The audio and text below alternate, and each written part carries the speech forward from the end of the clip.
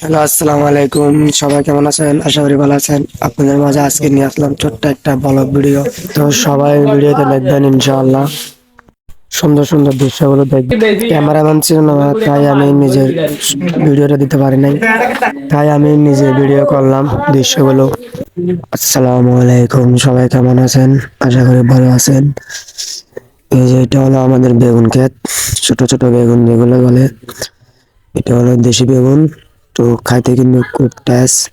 তো দেখেন বেগুন ক্ষেতটা খুব সুন্দর লাগতেছে, অনেক সুন্দর কিন্তু বেগুন ক্ষেত। তো যারা যারা চেনেন কমেন্ট করে বলবেন। তো কার কার কাছে দেশি বেগুন লাগবে আমাকে বলবেন, আমি দেশি বেগুন নিয়ে আসবো সবার জন্য ইনশাল্লাহ। যারা দেশি মরিচ পছন্দ করেন তারা দেখেন কিরকম মরিচ ক্ষেতটা করলো আমার বাবা অনেক কষ্ট করে।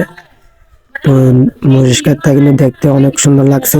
এখনো মরিচ পুরোপুরি ধরতেছে না, দু একটা ধরতেছে। তো দেখেন মরিচ ক্ষেতটা কিন্তু খুবই সুন্দর লাগছে। আজকে মরিচ খেতে আসলাম বাবার সাথে একটু হেল্প করার জন্য, কিন্তু খুবই ভালো লাগছে। বাবার সাথে কাজ করা কিন্তু আলাদা মজা। তো যতদিন বাবা আছে ততদিন আমাদের কাছে বট গাছটাও আছে। তো দেখেন বাবার কাজে হেল্প করার জন্য আজকে আসলাম। দেখেন কাঁচা মরিচ অনেক সুন্দর লাগতেছে। আমার বাবা এখানে পেঁয়াজও করছে, যে পেঁয়াজ গুলো আমরা কিনে বাজার থেকে কিনে খাই, এগুলো আমাদের খেতে করেছে বাবা অনেক কষ্ট করে। দেখেন যার যার কাছে পেঁয়াজ লাগবে বা পেঁয়াজ পাতা লাগবে কমেন্ট করে বলবেন, আমি সবার জন্য পেঁয়াজ পাতা নিয়ে আসবো। পেঁয়াজ পাতা ভাজা কিন্তু খুব টেস্ট লাগে।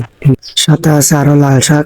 দেখেন লাল শাকটা কিন্তু অনেক বড় হয়েছে, লাল শাকের ফুল ফুটে গেছে। তো এটা থেকে বীজ রোপণ করতে পারবেন।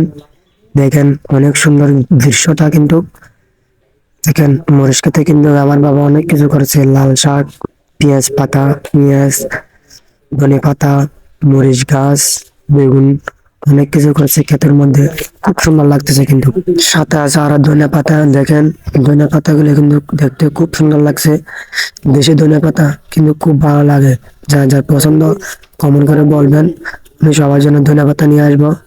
শীতকালে কিন্তু ধনে পাতা তরকারির সাথে দিলে, সবজির সাথে দিলে কিন্তু খুব মজা লাগে।